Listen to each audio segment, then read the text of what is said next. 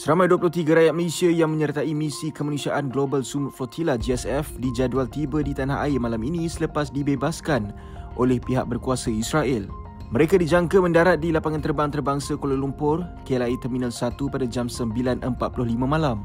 Kumpulan aktivis itu sebelum ini ditahan tentera Israel pada Khamis lalu selepas kapal mereka dipintas di perairan Zon Merah, Laut Mediterranean sebelum dibawa ke Pelabuhan Ashdod. Mereka kemudian dibebaskan dan berlepas dari lapangan terbang Ramon Israel menuju ke Istanbul sebelum pulang ke Malaysia. Sambutan kepulangan mereka akan diadakan di KLIA dengan kehadiran penyokong dan wakil media yang dijemput oleh Pusat Gerakan Operasi Sumut Nusantara SNCC.